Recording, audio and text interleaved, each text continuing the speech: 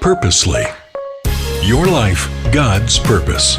Listen at purposely.com. So we usually hear a lot about Mary, the mother of Jesus, which is absolutely as it should be because she did an amazing thing. She carried and gave birth to the Son of God and raised him. Absolutely. We should definitely talk about Mary. But we don't tend to hear as much about her relative, Elizabeth, who had such an amazing testimony as well. And she is our mom of the Bible today that we're going to be looking at in Luke 1. By the way, this is Jen, and this is the Bible for Busy People podcast, where this week, leading up to Mother's Day, we are talking about some moms of the Bible who left us behind just incredible examples of faith. And today we're talking about Elizabeth. In Luke 1, chapter 5, it says, "In the time of Herod, king of Judea, there was a priest named Zechariah who belonged to the priestly division of Abijah. His wife Elizabeth was also a descendant of Aaron. Both of them were righteous in the sight of God, observing all the Lord's commands and decrees blamelessly. But they were childless because Elizabeth was not able to conceive, and they were both very old. Once when Zechariah's division was on duty and he was serving as priest before God, he was chosen by Lot, according to the custom of the priesthood, to go into the temple of the Lord and burn incense. And when the time for the burning of incense came, all the assembled worshippers were praying outside. Then an angel of the Lord appeared to him, standing at the right hand of the altar of incense. When Zechariah saw him, he was startled and was gripped with fear. But the angel said to him, 'Do not be afraid, Zechariah. Your prayer has been heard. Your wife Elizabeth will bear you a son, and you are to call him John. He will be a joy and delight to you, and many will rejoice because of his birth, for he will be great in the sight of the Lord. He is never to take wine or other fermented drink, and he will be filled with the Holy Spirit even before he is born. He will bring back many of the people of Israel to the Lord their God, and he will go on before the Lord in the spirit and power of Elijah, to turn the hearts of the parents to their children and the disobedient to the wisdom of the righteous, to make ready a people prepared for the Lord.' Zechariah asked the angel, 'How can I be sure of this? I am an old man, and my wife is well along in years.' The angel said to him, 'I am Gabriel. I stand in the presence of God, and I have been sent to speak to you and to tell you this good news. And now you will be silent and not able to speak until the day this happens, because you did not believe my words, which will come true at their appointed time.' Meanwhile, the people were waiting for Zechariah and wondering why he stayed so long in the temple. When he came out, he could not speak to them. They realized he had seen a vision in the temple, for he kept making signs to them, but remained unable to speak. When his time of service was completed, he returned home. After this, his wife Elizabeth became pregnant, and for 5 months remained in seclusion. 'The Lord has done this for me,' she said. 'In these days he has shown his favor and taken away my disgrace among the people.'" And then later in verse 39, after Mary finds out she is also going to have a baby, it says, "At that time Mary got ready and hurried to a town in the hill country of Judea, where she entered Zechariah's home and greeted Elizabeth. When Elizabeth heard Mary's greeting, the baby leaped in her womb, and Elizabeth was filled with the Holy Spirit. In a loud voice she exclaimed, 'Blessed are you among women, and blessed is the child you will bear. But why am I so favored that the mother of my Lord should come to me?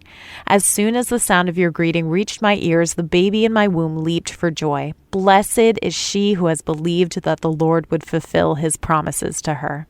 It's one of my favorite verses in the whole Bible.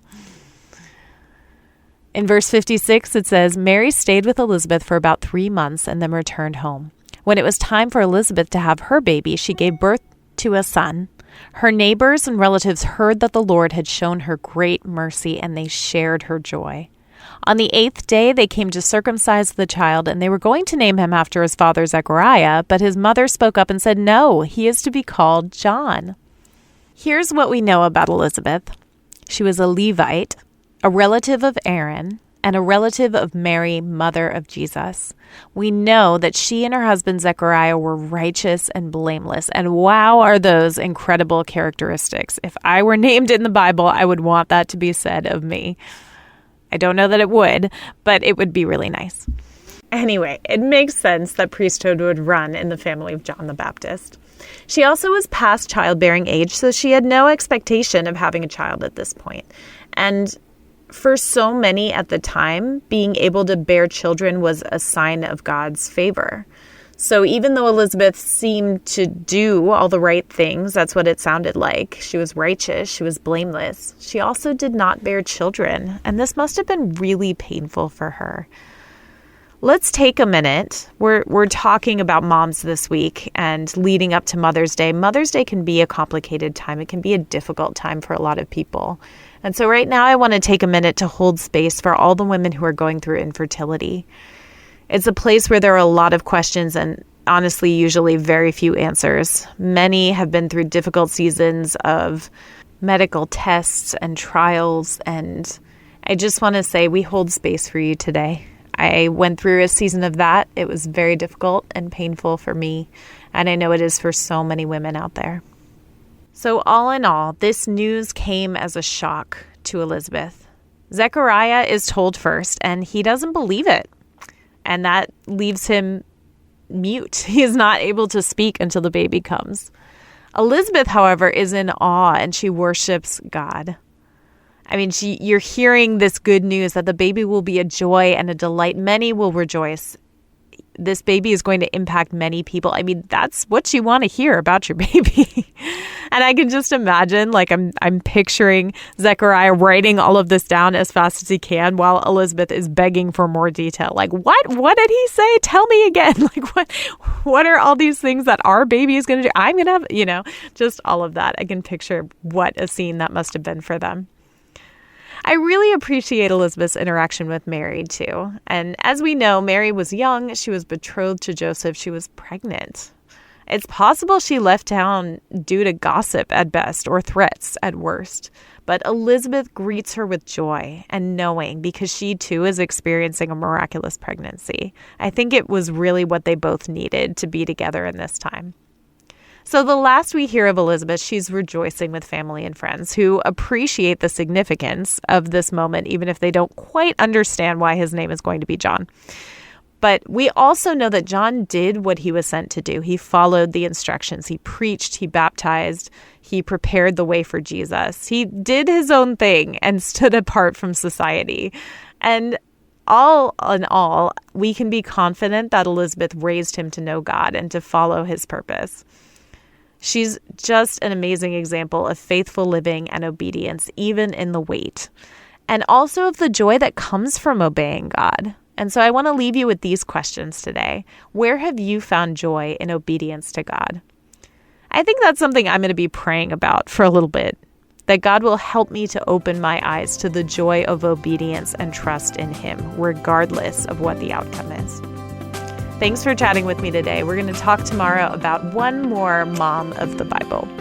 Thank you for listening to The Bible for Busy People. If you need prayer or want to go deeper in your faith, visit our show notes.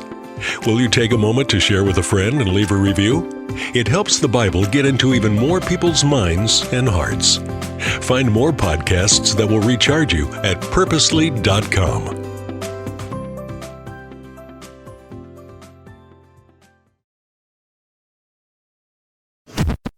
Thanks for listening. We just wanted to take a minute to let you know that just like you and your family, Purposely is also part of a family, the Krista Family of Ministries. Krista helps kids and teens learn and grow in their faith at King Schools and Miracle Ranch Camp. And Krista shares Jesus with people in the poorest, most remote places through World Concern. Krista Senior Living is a community of love and care, and Krista Media is a place of hope on the radio. God is changing lives through these 5 ministries, and Krista is on mission to share the good news of Jesus.